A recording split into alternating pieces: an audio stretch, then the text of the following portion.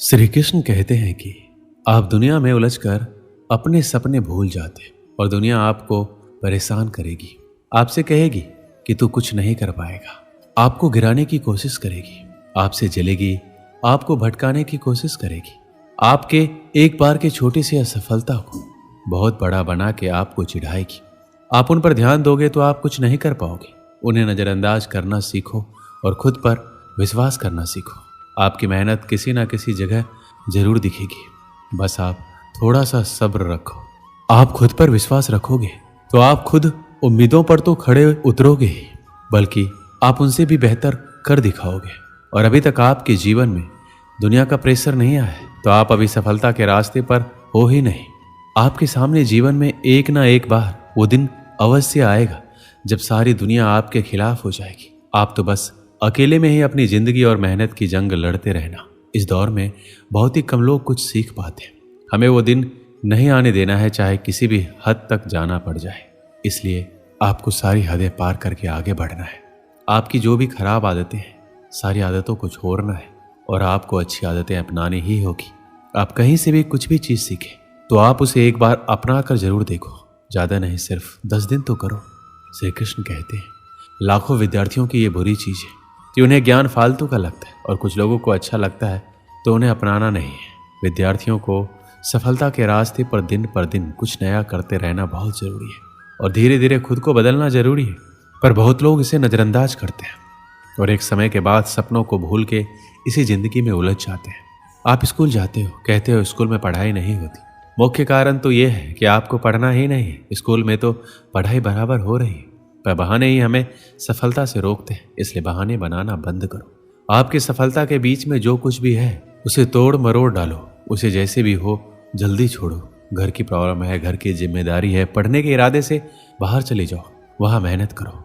आपके रास्ते में जो भी समस्या है उसका समाधान जल्दी ही ढूंढो, क्योंकि आपके ही समाधान आपके आने वाली जिंदगी बदल कर रख देगी।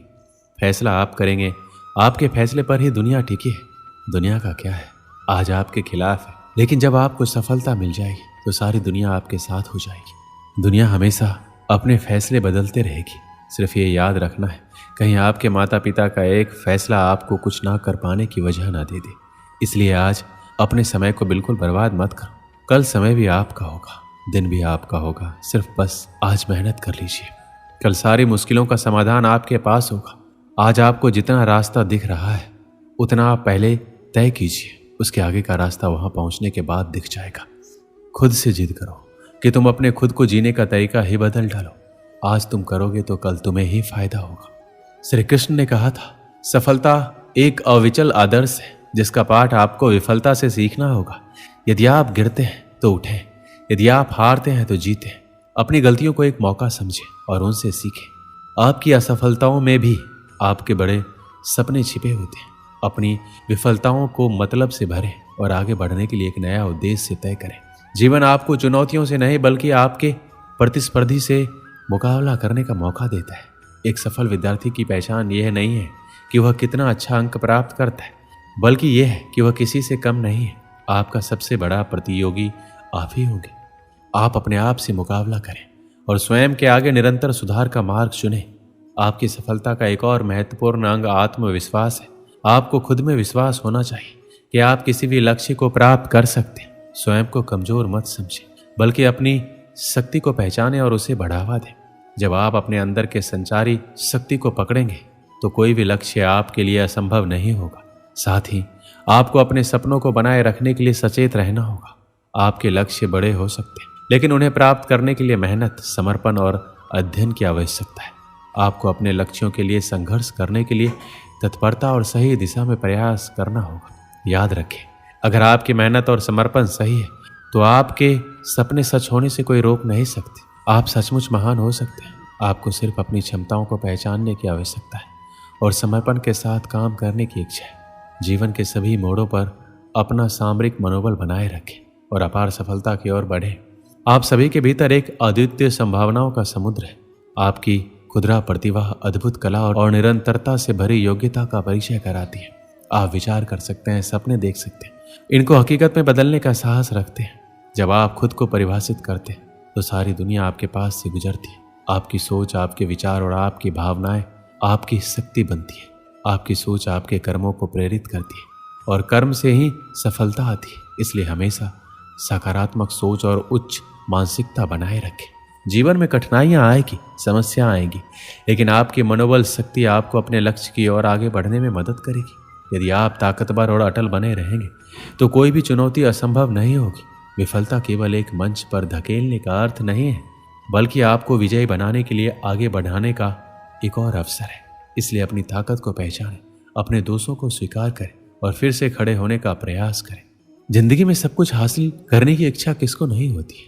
आगे रहने की इच्छा किसको नहीं होती? पैसा कमाने की इच्छा किसको नहीं होती? अगर आज मैं 100 लोगों से कहूं कि कल आपको 4 बजे उठना है, अगर आप 100 लोग राजी भी हो जाए, परंतु यह है कि उनमें से सिर्फ 80 लोग ही उठेंगे, दूसरे दिन क्या होगा?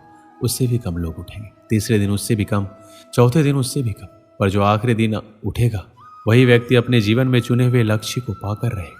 यदि आपको दुनिया के 1% लोगों में आना है तो आपको उस माइंडसेट से निकलना होगा जिसमें आपके अगल बगल के 99% लोग फंसे हुए हैं। जिस व्यक्ति ने ठान लिया है इस काम को करना है तो करना है, चाहे हासिल कर पाऊँ या ना कर पाऊँ, लेकिन जिस काम में मैं इतने दिनों से लगा हूँ, जो टारगेट लेकर मैं बैठा हूँ, उस टारगेट के इरादे को घुटने टेकने नहीं दूंगा। और जिनके इरादे घुटने नहीं टेकते वही लोग अपनी ज़िंदगी में सफलता हासिल कर पाते हैं। तो उठिए और अपना एक मजबूत इरादा बनाइए और अपनी ज़िंदगी को अपनी सफलता की ओर बढ़ाइए। एक गांव में एक आलसी आदमी रहता था। वह कुछ काम धाम नहीं करता था, बस दिन भर निठल्ला बैठकर सोचता रहता था किसी तरह कुछ खाने को मिल जाए। एक दिन वह यूं ही घूमते घूमते आम के बाग में पहुंच गया। वहाँ रसीले आमों से लदे कई पेड़ थे। रसीले आम देखकर उसके मुंह में पानी आ गया और आम तोड़ने एक पेड़ पर चढ़ गया। लेकिन जैसे ही वह पेड़ पर चढ़ा, बाग का मालिक वहां पहुंचा। बाग के मालिक को देखकर आलसी आदमी डर गया और जैसे तैसे पेड़ से उतरकर वहां से भाग खड़ा हुआ। भागते भागते वह गांव के बाहर स्थित जंगल में जा पहुंचा। वह बुरी तरह से थक गया था, इसलिए एक पेड़ के नीचे बैठकर सुस्ताने लगा। तभी उसकी नजर एक